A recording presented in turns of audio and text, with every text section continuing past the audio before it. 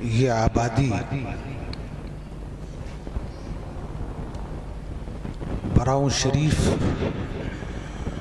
کے خانوادے کے لوگوں کے لیے، میرے لیے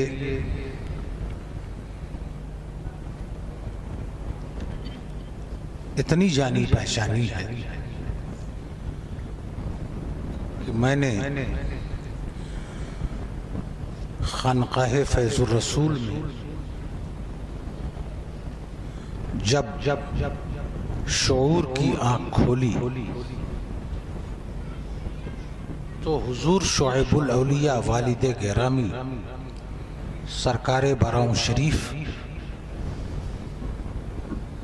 کے مجلسوں میں جب خانوادہ براؤں شریف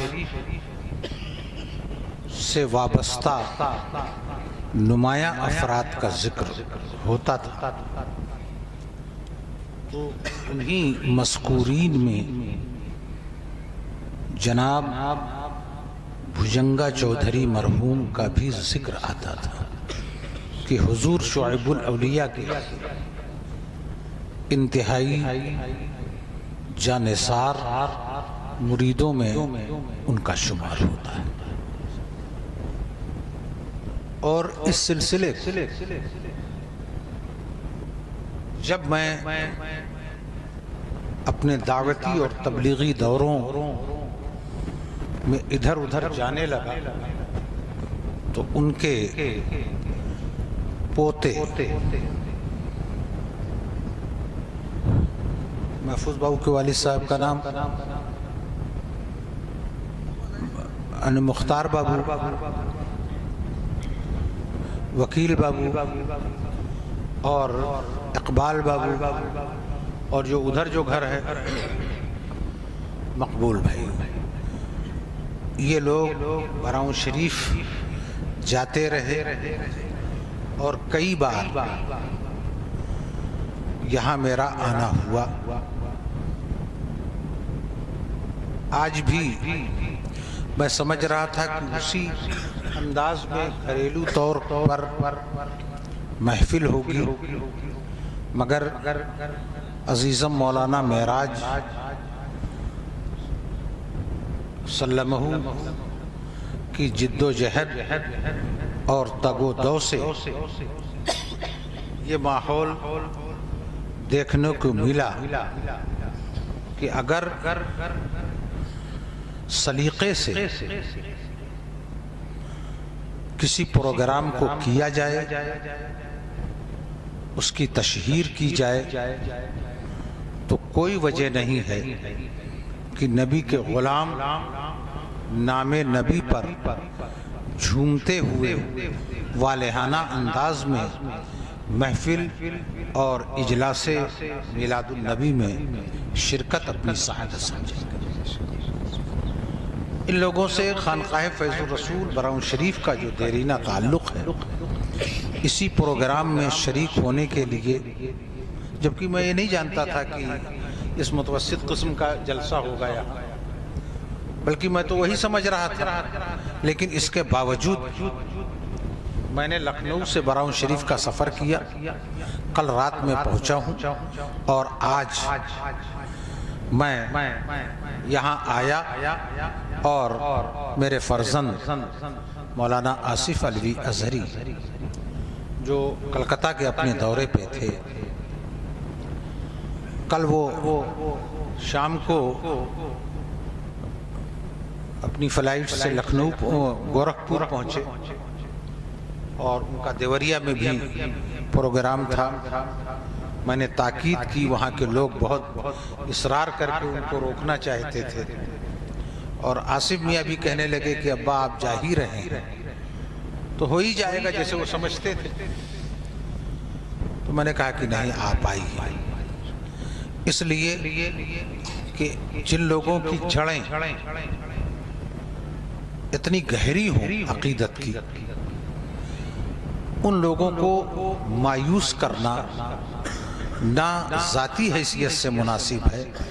نہ قومی حیثیت سے مناسب ہے، نہ دینی حیثیت سے مناسب ہے۔ اس لیے کہ میرا ماننا یہ ہے کہ جب لوگ اپنے بزرگوں سے، اپنے آستانوں سے جتنے ہی وابستگی ہوتی جائے گی، اتنے ہی زیادہ ان کے عقیدے اور عمل میں نکھار پیدا ہو۔ بے شک، سبحان اللہ، بے شک۔ تو بہرحال ہم دونوں آ گئے،